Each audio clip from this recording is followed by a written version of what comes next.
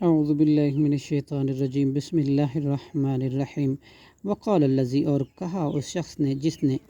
اشتراہ خریدا حضرت یوسف علیہ السلام کو من مصر میں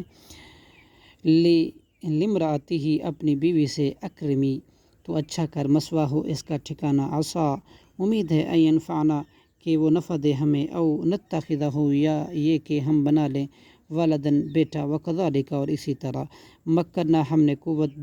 جگا دی، لیوسف حضرت یوسف علیہ السلام کو، فی الارض مصر میں، ولنعلمہ اور تاکہ ہم سکھائیں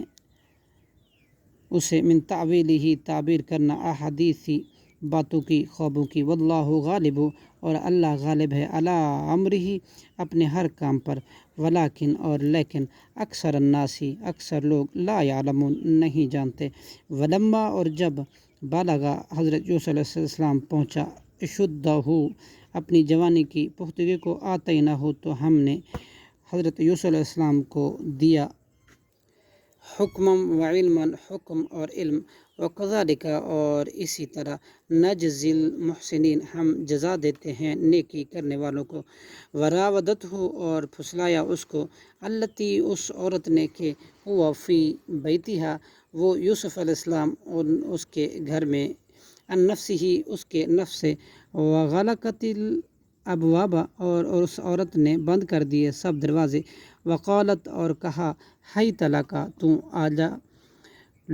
جاؤ، قال حضرت یوسف علیہ السلام نے کہا، معاذ اللہ اللہ کی پناہ، انہ تحقیق وہ عزیز مصر، ربی میرا آقا ہے، احسنہ اس نے اچھا کیا، مثوایا میرا ٹھکانہ، انہ بے شک شان یہ ہے، لا یفلح الظالمین نہیں فلاح پاتے ظالم لوگ، ولقد ہمت اور البتہ تحقیق اس عورت نے ارادہ کیا، بھی حضرت یوسف علیہ السلام کا، وہمہ اور وہ بھی ارادہ کر لیتے، بہا اس کا، لولا الرآ اگر نہ ہوتی یہ بات کہ اس یوسف علیہ السلام کو نے دیکھ لی، برہان دلیل، ربہ اپنے رب کی، کذالک اسی طرح اس دلیل